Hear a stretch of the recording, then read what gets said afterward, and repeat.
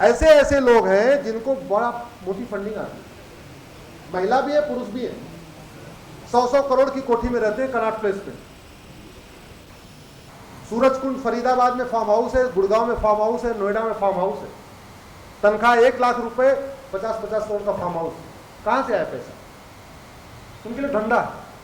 देश विरोधी हरकतें करना उनके लिए धंधा है। अंदर से ठीक है, लेकिन पैसे कितनी लालच है, पैसे कितनी माया है, उस पैसे के लिए कभी टुकड़े टुकड़े की बात करेंगे, कभी कुछ करेंगे, कभी कुछ करेंगे, कभी कुछ करेंगे। उनको सुधारने का 2 ही तरीका है, एक तो समान शिक्षा लागू हो, नैतिक शिक्षा लागू हो, सनातन की शिक्षा लागू हो। और ये सनातन संस्कृति, सनातन शिक्षा, ये भारत के लिए नहीं, पूरी दुनिया में अशांति को रोकने का एक ही तरीका है, पूरी दुनिया में सनातन शिक्षा लागू।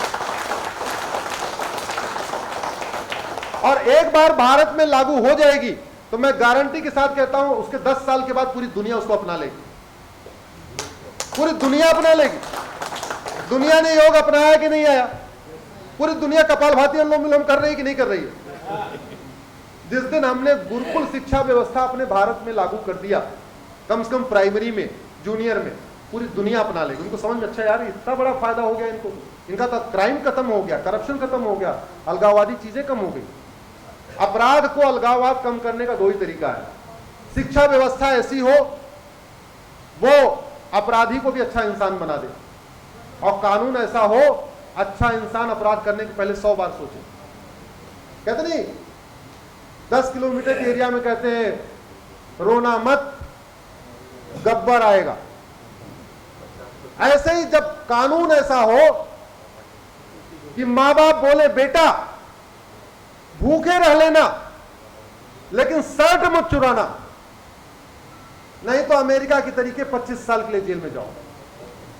बेटा मेहनत कर लेना लेकिन चैन स्नैचिंग मत करना, नहीं तो 50 साल के लिए जाओ। बेटा मेहनत कर लेना, भूखे रह लेना, लेकिन किडनैपिंग मत करना, नहीं तो 100 साल के लिए जाओ। किडनैपिंग कम होगी कि नहीं होगी? आखिर क्या कारण है? हमारे भारत के लोग दिल्ली में उतना सेफ फील नहीं करते जितना दुबई में सेफ फील करते। दिल्ली में रात को 10 बजे के बाद शॉपिंग करने से डरते हैं, दुबई में रात को 2 बजे तक शॉपिंग करते हैं। दुबई में कान में कुंडल डाल के गले, दिल्ली में गले में चैन पहनने से, कान में कुंडल डालने से हमारी बहनें डरती हैं। दुबई में आराम से खूब हार भी पहन के घूमती हैं। क्यों? अंतर क्या है? क्या वहां का शेख ज्यादा अच्छा या वहां का शासक ज्यादा अच्छा? क्या अच्छा है वहां पे? और सबसे बड़ा महापाप कांग्रेस ने 2012 में किया। 5 मिनट और रेडी है? 10 मिनट। सबसे बड़ा महापाप उन्होंने 2012 में किया जब राइट टू एजुकेशन से मदरसों को बाहर निकाल दिया। जब राइट टू एजुकेशन एक्ट बना था तो मदरसों पे भी लागू होता था। 2012 में पर्सनल लॉ बोर्ड की जमीयत उलमा हिंद की राहुल गांधी के साथ बैठक हुई। मैं नाम इसलिए ले रहा हूं कि वो टाइम्स ऑफ इंडिया में पब्लिश भी हुआ है। रात को एक गुमनाम स्थान पर बैठक हुई थी और उसके बाद अगले ही सत्र में संसद में बिल लाके मदरसों को बाहर निकाल दिया और सेटिस्फाई करने के लिए, जस्टिफाई करने के लिए गुरुकुल को भी बाहर निकाल दिया। मैं ये कहता हूं राइट टू एजुकेशन से बाहर निकालने का मतलब ये हुआ कि अब उन स्कूलों में जो शिक्षा अधिकारी वो सर्वे नहीं कर सकते, शिक्षा अधिकारी ऑडिट नहीं कर सकते, शिक्षा अधिकारी ये नहीं देख सकते क्या पढ़ा रहे हैं, पढ़ाने वाला कौन है, ये टीचिंग के लायक है कि नहीं है, उसकी कोई मिनिमम क्वालिफिकेशन है कि नहीं है, ये जो किताब पढ़ा रहे हैं ये भाईचारा पढ़ा रहे हैं, नफरत पढ़ा रहे हैं, कुछ नहीं कर सकते। उस कानून को मैंने चैलेंज किया हुआ है कोर्ट में, लेकिन आप सब लोग उस कानून के लिए आवाज उठाइए। इसलिए जरूरी है 5 लाख भारत में लगभग मदरसे चल रहे हैं। मदरसों में क्या पढ़ाया जाता है ये कुछ कहने की जरूरत। दुनिया में कोई एक देश बताइए जहां मदरसा है और वहां शांति है, नाम बताइए जरा। एक देश बताइए जहां मदरसा है, शांति।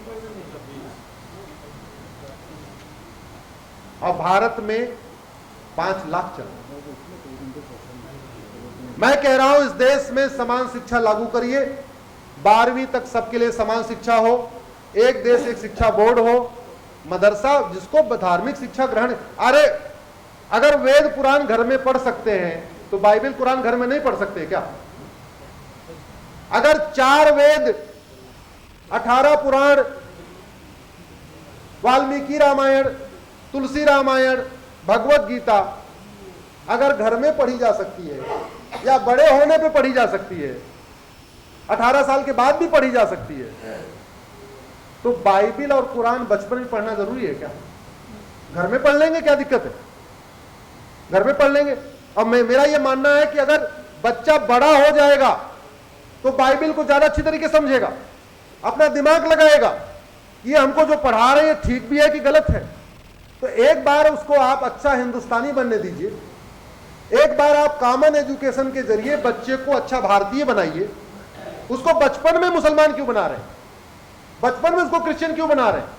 एक बार पहले भारतीय बन जाए, उसके बाद अपना बाइबल भी पढ़ेगा, कुरान भी पढ़ेगा, वेद पुराण रामायण भी पढ़ेगा, जिसको जो पढ़ना पढ़े।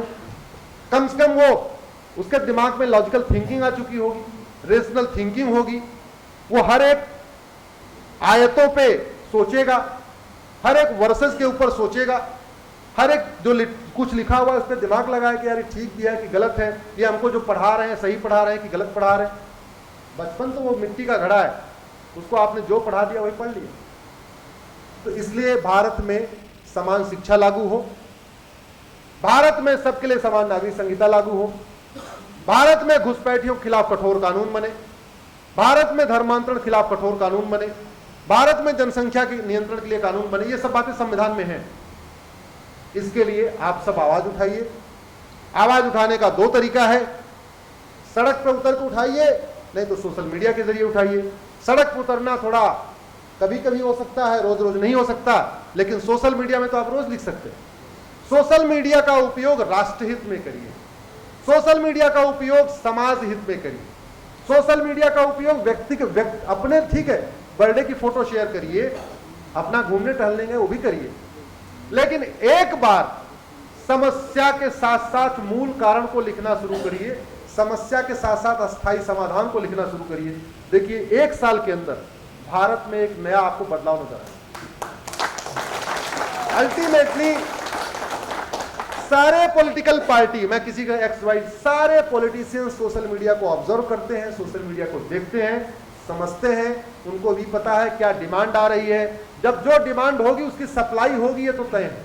तो पहले डिमांड क्रिएट करिए, जब लोकतंत्र में डिमांड क्रिएट होगी तो लोकतंत्र में सप्लाई भी होगी। डिमांड करना हम सबकी ड्यूटी है। आप लोगों ने इतनी देर हमें सुना, बहुत बहुत धन्यवाद, बहुत बहुत आभार। भारत माता की